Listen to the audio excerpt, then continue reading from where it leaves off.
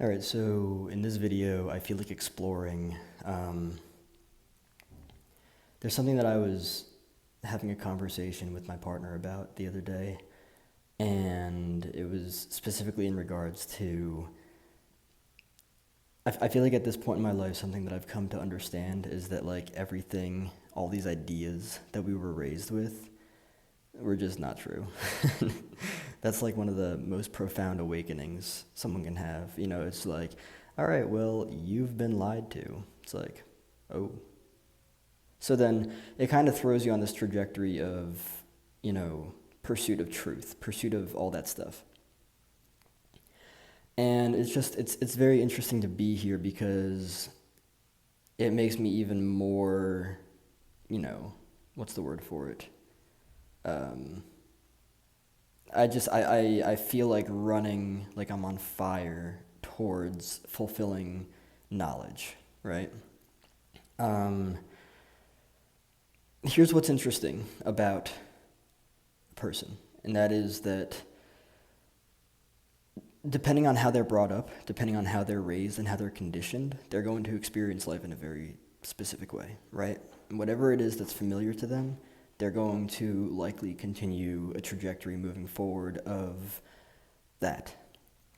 So if they are someone who was raised with, low energy emotions and conditioned by that, they're going to be very used to staying inside of life experiences that match that.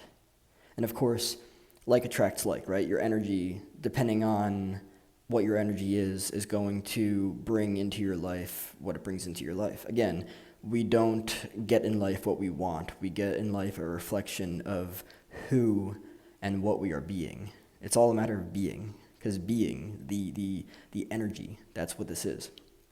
So, like, I'm looking at this from a standpoint of, okay, well, we were taught all of these things. And I'm not even just like, well, first and foremost, the very interesting thing about what it was that we were taught growing up was that life is a very specific way.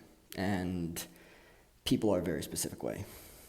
And it's not black and white like we thought it was. The world doesn't suck. It's not a terrible fucking place. People aren't, awful. That's a very drastic generalization. So it's kind of like the process of stepping outside of everything that we've been taught and kind of like looking at it from an outside perspective and doing kind of like a reevaluation, right? So, like, here's something that I want to look at real quick. Belief systems and how they shape, how they mold people, right? It's very interesting because you grow up with people who you hear them saying about other people, taking their voice, of course. You hear them saying, that's just the way that this person is. This person's always been that way. They're always going to be that way. That's just who they are. That's the way that they are. And when you are very young and very vulnerable and really don't have your own voice because you're in social survival, because you're just trying to gain that, that validation from everyone else, you keep yourself quiet. You don't really, go about the route of trying to make your own self, your own sense of self established, and instead you just go with what everyone else is saying. And more often, or I don't want to say more often, but oftentimes because you're taught to be a good little boy or a good little girl, and that shapes you.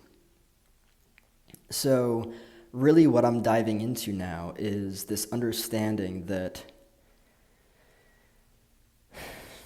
it's all just constructs. And when you see it for what it is, it changes the whole dynamic of everything.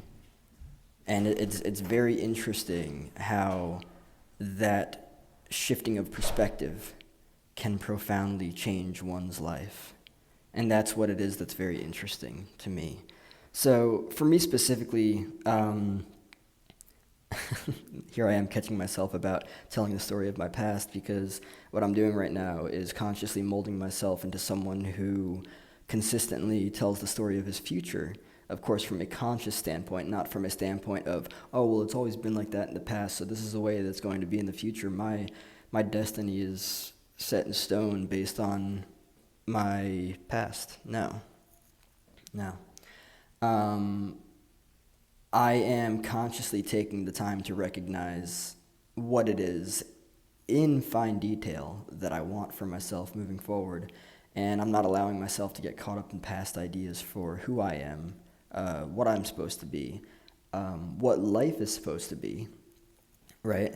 And doing that has been super beneficial for me specifically because it's actually taken me out of old familiar feeling states, right? And when I say that, I mean, like, okay, at this time of the day, I feel this way and for this reason.